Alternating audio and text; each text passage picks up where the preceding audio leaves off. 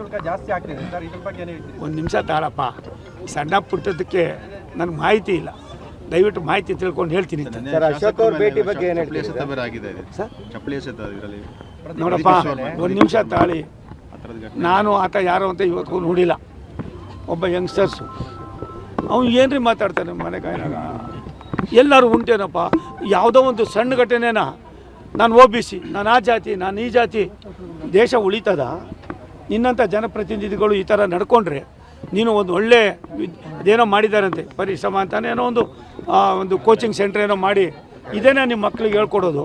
ದಯವಿಟ್ಟು ಈ ಹುಡುಗಾಟಿಕೆ ಬಿಟ್ಟು, ಕುಮಾರಸ್ವಾಮಿಯವರು ಇರ್ಬೋದು, ಇನ್ನೊಬ್ರು ಇರ್ಬೋದು, ಅವ್ರದ್ದೇ ಆದಂಥ ಕೊಡುಗೆಯನ್ನು ಕೊಟ್ಟಿರ್ತಕ್ಕಂಥ ಜನ ಇದ್ದಾರೆ, ಅವರ ಜೊತೆಯಲ್ಲಿ ನೀವೆಲ್ಲ ಸಂಘರ್ಷ ಮಾಡೋದು ಬಿಟ್ಟು ಕಲ್ತ್ಕೊಳ್ಳೋದು ಕೊಡಿ. ನಾನು ಇನ್ನೂ 1ನೇ ಕ್ಲಾಸ್ ಅಂತೀನಿ ನಾನು ಪದೇ ಪದೇ. ರಾಜಕಾರಣ ಮುಳ್ಳಿನ ಹಾಸಿಗೆ, ಭಾಷೆ ಎಲ್ಲಕ್ಕಿಂತ ಕೆಟ್ಟದ್ದು. ಆ ಭಾಷೆಯನ್ನು ನೀವು ಇದೇ ರೀತಿ ಇಟ್ಕೊಂಡು ಏನು ಮುಖ್ಯ ಮಾಡಬೇಕು ಅನ್ನೋ ನನಗೆ ಈ ನಿಮಿಷಕ್ಕೂ ಗೊತ್ತಿಲ್ಲ. ಅವತಾರ ಸಿಕ್ಕಿದ್ರೆ ನಾನು ಅವ್ರಿಗೆ ಏನೇನು ಹೇಳಬೇಕು ಹೇಳ್ತೀನಿ. ಒಳ್ಳೇದಲ್ಲ ಇದು. ಸರ್, ಅಶೋಕ್ ಅವ್ರ ಭೇಟಿ ಏನು ಸರ್? ನಾನು ಅಶೋಕ 40 ವರ್ಷ ಸ್ನೇಹಿತರು.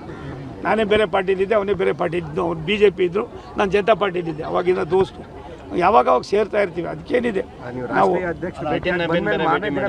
ಒಂದು ನಿಮಿಷಪ್ಪ, ನಾನು ಒಬ್ಬ ರಾಜ್ಯದ ಮತ್ತು ನನ್ನದೇ ಆದಂಥ ಇತಿಹಾಸವನ್ನು ಉಳ್ಳವನು.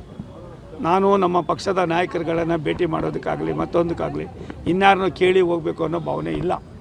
ನಾನು ಕೂಡ ಭಾರತ ಸರ್ಕಾರದ ಮಂತ್ರಿ ಇದ್ದೀನಿ, ಸನ್ಮಾನ್ಯ ನರೇಂದ್ರ ಮೋದಿಯವರ ಕ್ಯಾಬಿನೆಟ್ನಲ್ಲಿ ಮಂತ್ರಿ ಇದ್ದೀನಿ.